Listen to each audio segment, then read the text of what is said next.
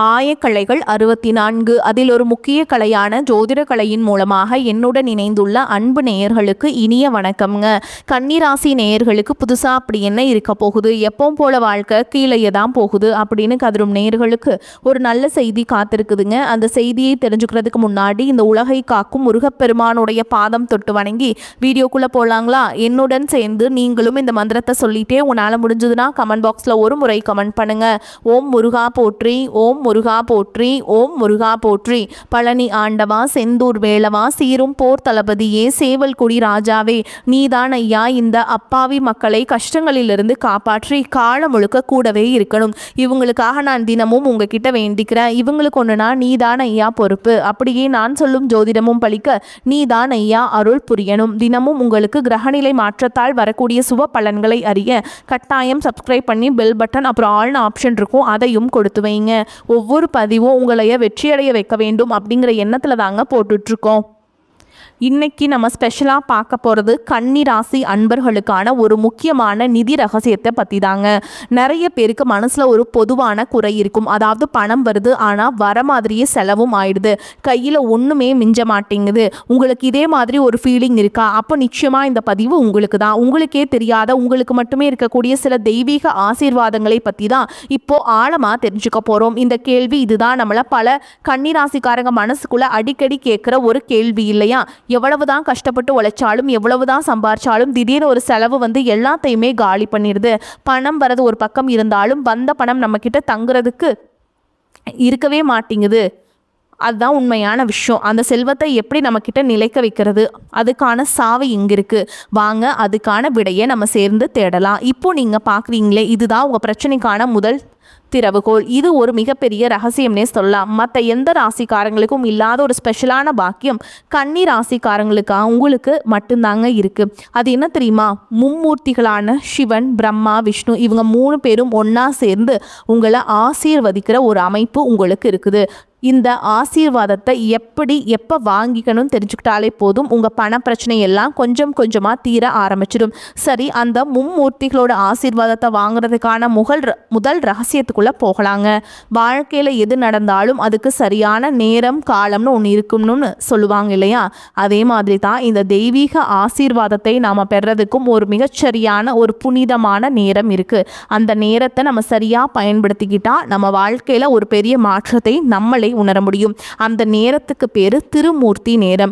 இது மாசத்துக்கு 2 தடவை மட்டும்தாங்க வரும். அதுவும் வெறும் 5 நிமிஷம் தான். அந்த 5 நிமிஷத்துல மும்மூர்த்திகளும் உங்களுக்காகவே, உங்களை ஆசீர்வதிக்கிறதுக்காகவே வராங்க. யோசிச்சு பாருங்க, இது எவ்வளவு பெரிய சக்தி வாய்ந்த ஒரு வாய்ப்புன்னு. இதை மட்டும் நம்ம சரியா பயன்படுத்திக்கிட்டா நம்ம கேட்குற வரங்கள் கண்டிப்பா கிடைக்கும்னு ஒரு நம்பிக்கை இருக்கு. அப்போ அந்த திருமூர்த்தி நேரத்தை நம்ம எப்படி கரெக்டா கண்டுபிடிக்கிறது?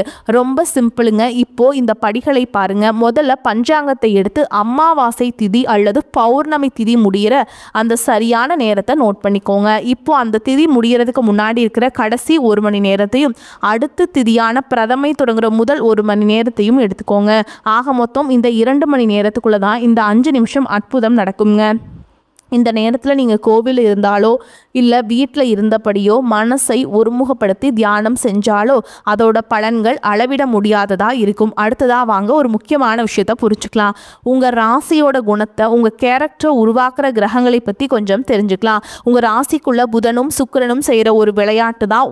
ஓகேங்களா? உங்கள் பலம் என்ன, பலவீனம் என்னங்கிறதையே முடிவு பண்ணுது. இதை நீங்கள் சரியாக புரிஞ்சுக்கிட்டா உங்களையே நீங்கள் இன்னும் பெட்டராக வழி நடத்திக்க முடியும். இந்த கன்னிராசியை புத்திக்கும் அறிவுக்கும் அதிபதியான புதன் பகவான் உச்சம் அடைகிறாருங்க. அதாவது ஃபுல் பவரோடு இருக்காரு. அதே நேரத்தில் சுகம், சந்தோஷம், உலக இன்பங்களுக்கு அதிபதியான சுக்கிரன் நீச்சம் அடைகிறார். அதாவது பலம் குறைஞ்சிட்றாருங்க. இதுக்கு என்ன அர்த்தம்னா, இயற்கையாகவே உங்களுக்கு புத்தி கூர்மை ரொம்ப ஜாஸ்தி. அதனால் இந்த உலகத்தில் இருக்கிற சின்ன சின்ன ஆசைகளில் அவ்வளவு சீக்கிரம் நீங்கள் மயங்கிட மாட்டீங்க. உங்கள் புத்திசாலித்தனம் எப்போவுமே உங்களை ஒரு கவசம் மாதிரி பாதுகாக்கும். இப்போது சுக்கிரன் நீச்சம்னு சொன்னதும் இதை ஒரு குறையாவோ இல்லை பலவீனமாவோ நினைக்காதீங்க. அதோட உண்மையான சைக்காலஜிக்கல் அர்த்தம் என்னன்னா, உங்களுக்குள்ள ஏதோ ஒரு சின்ன தாழ்வு மனப்பான்மை இருக்கலாம். அதனால உங்களை நீங்களே அழகுபடுத்திக்கிறதுலையும் உங்கள் தோற்றத்தை அழகா காமிக்கிறதுலையும் நீங்கள் அதிகமாக கவனம் செலுத்துவீங்க. எப்போதுமே பார்க்க நீட்டாக அழகாக இருக்கணுங்கிற எண்ணம் உங்கள் மனசுக்குள்ளே ஆழமாக இருக்கும்.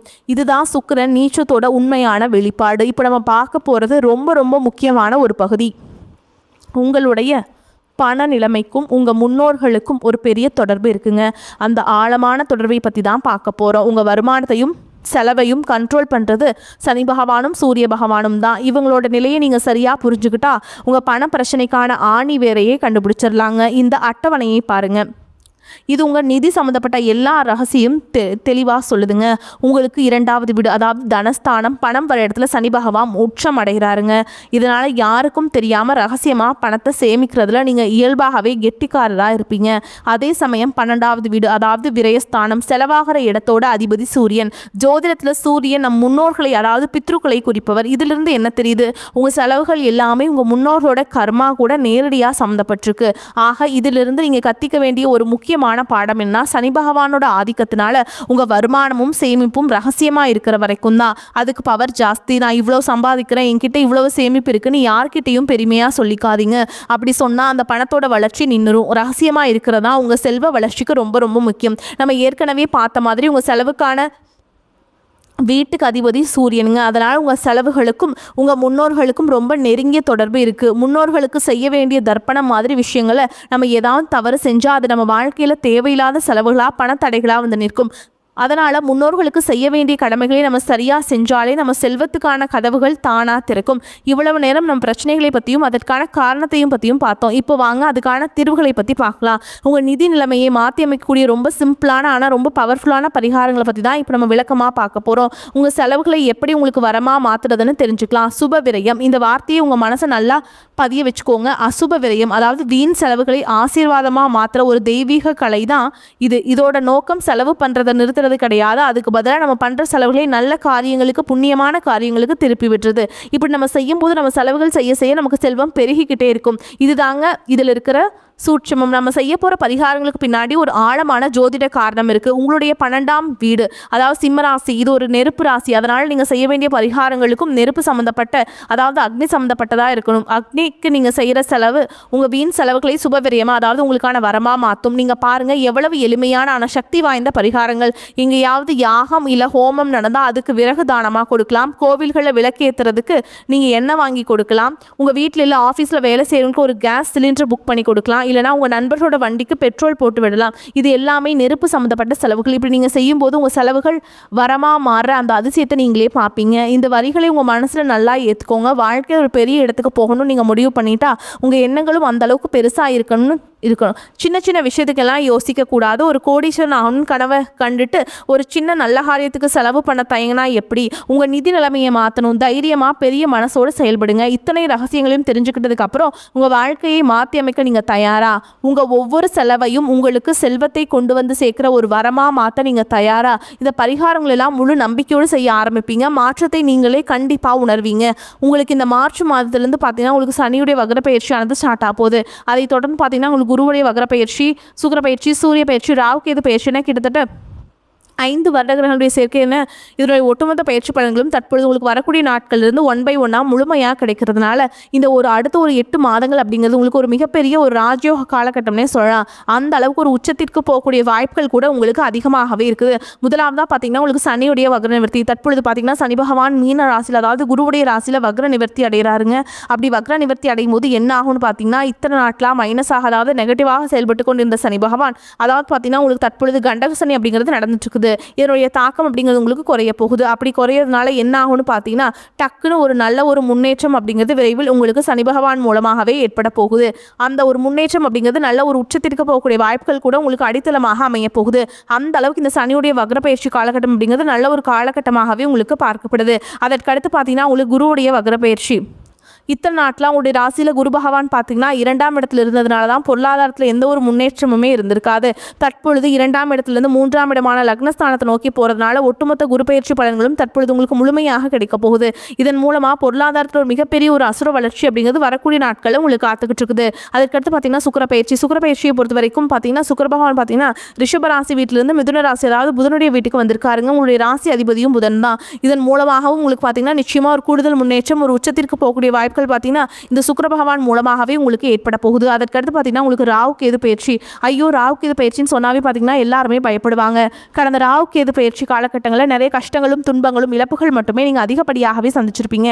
அதே மாதிரி இந்த இந்த வாட்டி நடந்துருமோ அப்படிங்கிற ஒரு பயத்திலேயே நிறைய கன்னிராசிக்காரங்க இருப்பீங்க. அப்படி கிடையாதுங்க. தற்பொழுது நடக்கக்கூடிய இந்த ராகுகேது காலகட்டம் அப்படிங்கிறது உங்களுக்கு உடல் சார்ந்த பிரச்சனை அனைத்தும் முழுவதுமாக நிவர்த்தி பண்ணக்கூடிய ஒரு ராகுகேது காலகட்டமாக பார்க்கப்படுது. அதற்கடுத்து பார்த்தீங்கன்னா 5 வருட கிரகங்களுடைய சேர்க்கை ஒன்றாக இருக்கிறதுனால இது வந்து பார்த்தீங்கன்னா எல்லா ராசிக்குமே இதனுடைய பலன்களானது கிடைக்காது.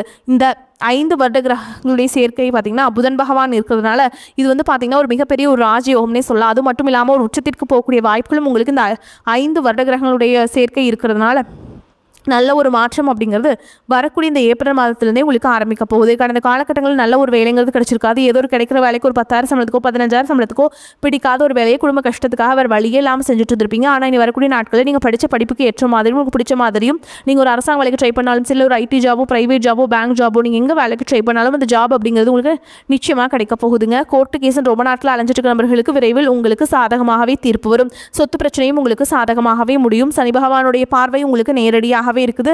இதன் மூலம் வருமானம் அப்படிங்கிறது பல வழிகளில் வரும். தொழில லாபம் சற்று அதிகமாகவே கிடைக்கும். அரசியல்வாதிகளை பொறுத்த வரைக்கும் புதிய பொறுப்புகள் புதிய பதவிகள் எல்லாமே தானாகவே உங்களை வந்து சேரும். ராகு கேதுவால் உங்களுடைய செல்வாக்கு உயரும். உடல் ஆரோக்கியம் மேம்படும். சங்கடங்கள் நீங்கும். மறைமுகமாக உங்கள் தொழில் வாழ்க்கையிலும் சரி இல்லற வாழ்க்கையிலும் சரி நிறைய நபர்கள் வந்து தொல்லை கொடுத்துருப்பாங்க.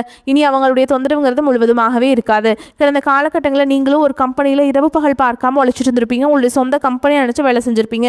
ஆனால் உங்களுக்கு இதனால் வரைக்கும் சரியான ஒரு அங்கீகாரம் அப்படிங்கிறது கிடைச்சிருக்காது. உங்களுக்கு அப்புறமா கூடயோ நிறைய நபர்கள் வேலைக்கு வந்திருப்பாங்க. அவங்களுக்கு நிறைய சலுகைகள் எல்லாமே கிடைச்சி நல்ல ஒரு முன்னேற்றத்திற்கு போயிருப்பாங்க.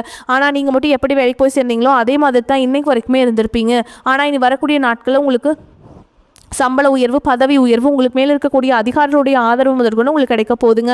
இவங்க வார்த்தைக்கு மதிப்பும் மரியாதை கிடைக்கும். அந்தஸ்தில் நீங்கள் எதிர்பார்த்த உயர்வுக்கு போக போகிறீங்க. இனி நினச்சது எல்லாமே நடக்கும். தொழில் வியாபார தடைகள் அனைத்தும் விலகும். லாபம் அதிகமாக கிடைக்கும். முன்னேற்றம் உண்டாகும். வரவேண்டிய பணம் விரைவில் கைக்கு வந்து சேரும். குடும்பத்தில் நெருக்கடிகள் விலகும். செல்வாக்கு அந்தஸ்து உயரும். வெளிநாட்டு முயற்சிகள் வெற்றியை தரும். தெய்வ சிந்தனை அதிகமாகும். பெரியோர்களுடைய உதவிகள் கிடைக்கும். உறவுகளில் இருந்த சண்டை சச்சரவு முழுவதுமாகவே விலகும். புதிய நண்பர்கள் உங்களுக்கு உதவி செய்வாங்க. தொழிலில் ஏற்பட்ட நெருக்கடிகள் நீங்கும். முடங்கி கிடந்த நிறுவனங்கள் மீண்டும் இயங்கும்.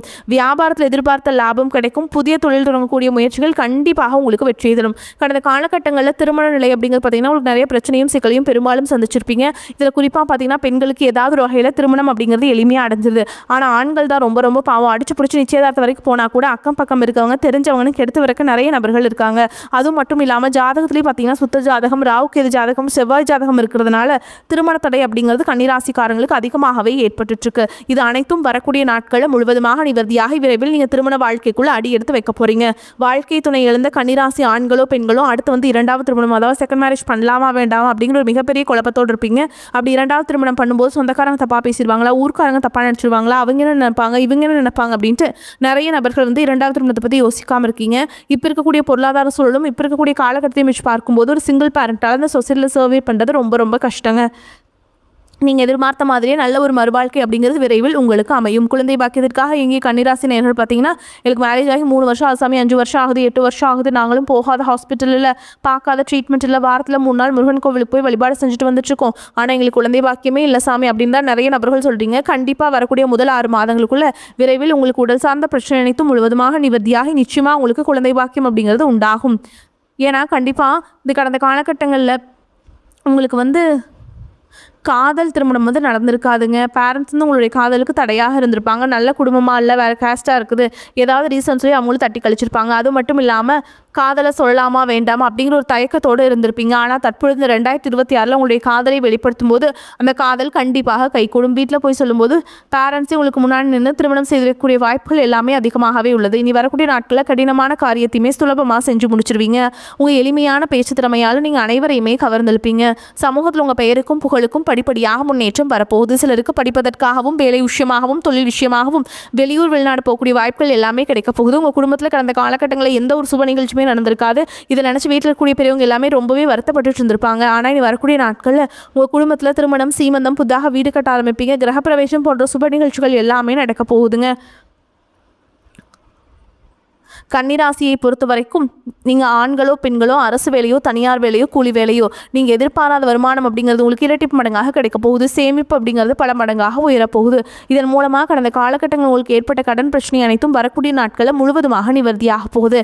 ஒரு பைசா கடன் இல்லாமல் அனைத்து விதமான கடனையுமே கட்டி முடிக்க போகிறீங்க. அந்த அளவுக்கு பொருளாதார மாற்றம் அப்படிங்கிறது உங்களுக்கு காத்துக்கிட்டு இருக்குது. முடிஞ்ச அளவுக்கு தவறான உறவுகள் என்று தெரிந்தால் அந்த உறவுகளை விட்டு உடனடியாக வெளியேறுவது உங்களுக்கு ரொம்ப ரொம்ப நல்லதுங்க. வரக்கூடிய வாய்ப்புகளை தவற விட்டு அதிகம் கெட்டி கெட்டியாக பிடிச்சிக்கோங்க. வாழ்த்துக்கள். வாழ்க வளமோடு நலமோடு. நன்றி, வணக்கம்.